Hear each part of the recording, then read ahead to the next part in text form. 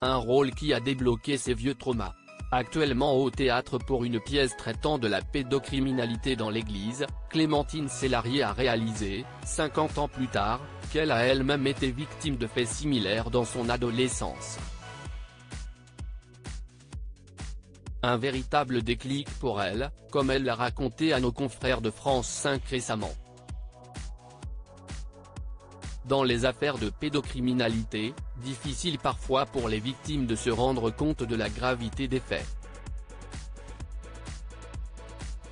Et pour Clémentine Célarié, si est un rôle qui aura été le déclencheur, à 66 ans, l'actrice très populaire s'est lancée dans celui, très particulier, de la mère d'un prêtre accusé d'avoir abusé d'enfants. Et le texte de la pièce de théâtre a tout chamboulé, en le lisant. En effet, la sexagénaire n'a pu s'empêcher de le rapprocher de faits qui s'étaient déroulés dans son enfance.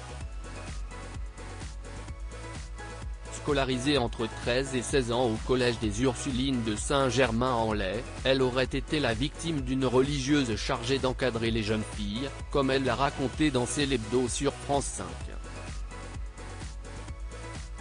Elle me caressait un peu les cuisses de temps en temps, s'est-elle souvenue, avant d'avouer qu'à l'époque, cependant, elle n'avait pas compris la gravité de ses gestes, loin d'être anodins comme l'a rappelé la présentatrice Aurélie Casse.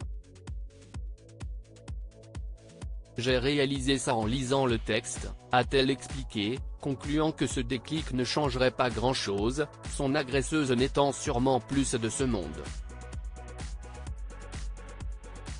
Une actrice engagée, mais cela reste toutefois un bon moyen pour parler de ce sujet capital pour Clémentine Célarié.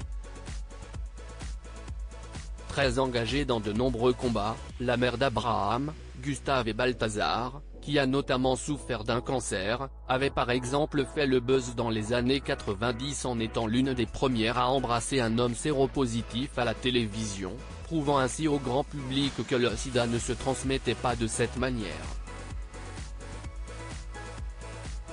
Un geste que la plupart de ses fans n'ont pas oublié, et qu'elle a reproduit plusieurs fois depuis. Mais plus récemment, si est un bad buzz qui a fait parler d'elle, signataire de la tribune pour Gérard Depardieu du 31 décembre, elle avait choqué nombre de ses fans. Finalement, comme d'autres, elle est revenue en arrière, je suis impulsive, je me suis emportée et je le regrette douloureusement. Je me suis trompée. Je présente toutes mes excuses à celles et ceux que j'ai pu blesser, car je suis de tout mon cœur à leur côté, s'est-elle justifiée.